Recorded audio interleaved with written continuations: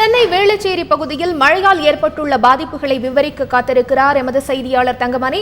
இப்போ அங்க மழை இருக்குதா? வேளச்சேரியில ஏற்பட்டுள்ள பாதிப்பு பத்தி சொல்லுங்க.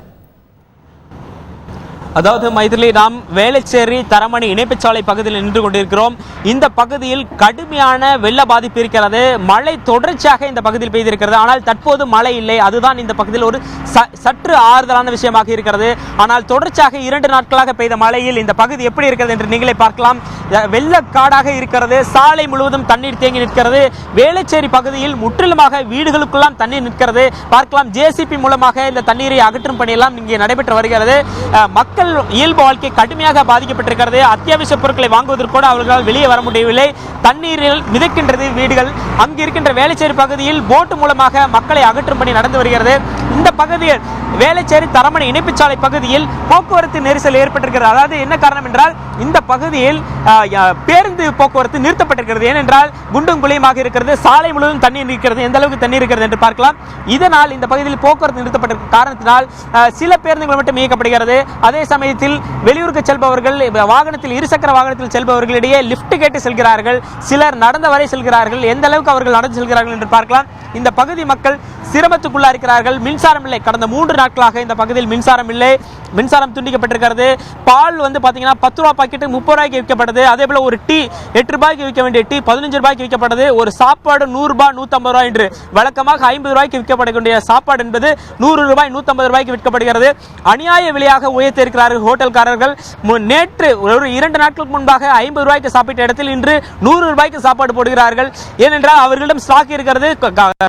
வாடிக்கையாளரும் நிறைய அளவில் வருகிறார்கள். ஆனால் இந்த சந்தர்ப்பத்தை பயன்படுத்தி இந்த அளவுக்கு கட்டணம் வசூலிக்கிறார்கள்.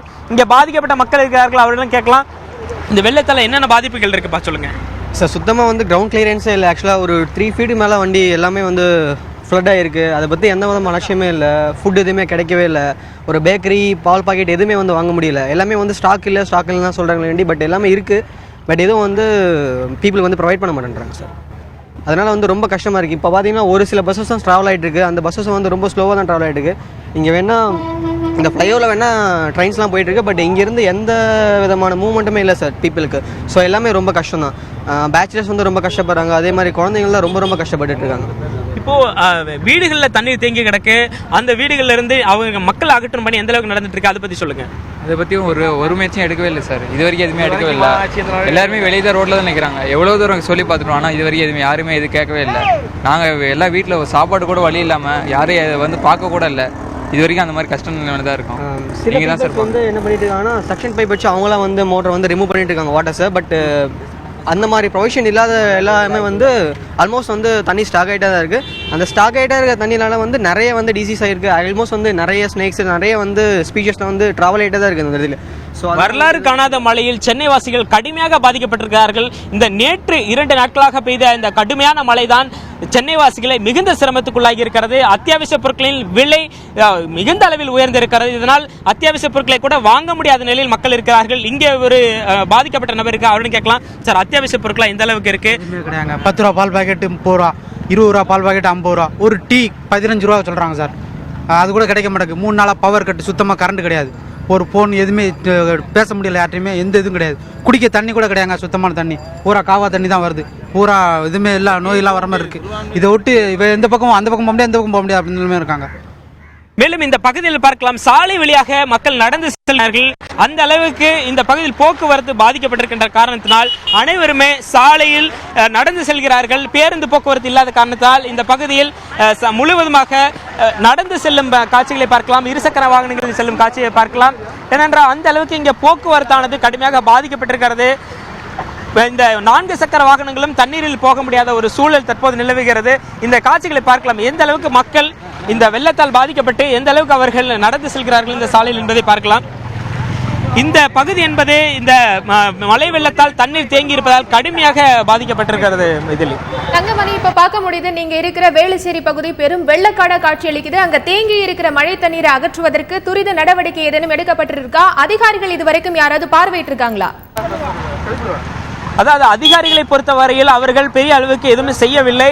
ஏனென்றால் அவர்கள் உரிய நேரத்தில் இந்த நடவடிக்கைகள் எதுவுமே எடுக்கவில்லை. இப்போதுதான் தொடங்கியிருக்கிறார்கள். சில பகுதியில் அவர்கள் அந்த படகு மூலமாக மக்கள் வீட்டுக்குள் முடங்கி கிடக்கின்ற மக்களை வெளியே கொண்டு வரும் பணியில் ஈடுபட்டிருக்கிறார்கள். பெரிய அளவில் இந்த நிவாரணப் பணியானது பெரிய அளவில் நடைபெறவில்லை. அதாவது இது முன்கூட்டியே செய்திருக்க வேண்டும் இந்த பணிகள் எல்லாம், ஆனால் அந்த அளவுக்கு செய்யவில்லை. இன்னும் சாலைகளில் தண்ணீர் பெருக்கெடுத்து ஓடிக்கொண்டிருக்கிறது. இந்த தண்ணீரை அகற்றும் பணிகள் எதுவும் நடக்கவில்லை. இப்போதைக்கு மக்களை, அதாவது சிரமத்தில் இருக்கும், ஆபத்தில் இருக்கும் மக்களை வெளியே அகற்றுவதுதான் முதல் பணியாக இருக்கிறது. அதைத்தான் முதலில் செய்ய வேண்டும். இந்த தண்ணீரை அகற்ற வேண்டியது அடுத்த பணிதான். எனவே அதற்கு முக்கியத்துவம் கொடுத்து தற்போது அகற்றி வருகிறார்கள். இருப்பினும் இந்த பணியில் சுணக்கம் தான் இருக்கிறது. பெரிய அளவில் ஒரு முயற்சி இல்லை. ஏனென்றால் அந்த அளவுக்கு லட்சக்கணக்கான மக்கள் வீடுகளுக்குள் முடங்கி இருக்கிறார்கள். வீட்டிலிருந்து வெளியே வர முடியாமல் சிக்கி தவிக்கிறார்கள் சென்னையில். ஆனால் இந்த மீட்பு குழுவானது, மீட்பு பணியாளர்களானது மிக மிக குறைவாக இருக்கிறார்கள். இவர்கள் இந்த ஸ்ட்ரென்த் போதவே போதாது. இவர்களை கொண்டு வருவதற்கு மிகுந்த அளவில், அதிக அளவில் மக்கள் வர வேண்டும். அந்த வீட்டிலிருந்து தப்பிச்சு வந்து வெளியே வந்தவங்க கிட்ட எல்லாம் நம்ம பேசணும். அவங்க சொல்றது இதுதான், 2 நாளா உள்ள இருந்தா காப்பாத்துறதுக்கு ஆளே இல்லை, இது போதாது, நிறைய பேர் வரணும், காப்பாற்றணும். உள்ள நிறைய பேர் இருக்காங்க, லட்சக்கணக்கான பேர் மாட்டிருக்காங்க, ஆயிரக்கணக்கான பேர் மாட்டிருக்காங்கிறது தான் அவங்களோட குறைகளா இருக்கு மைத்திலி.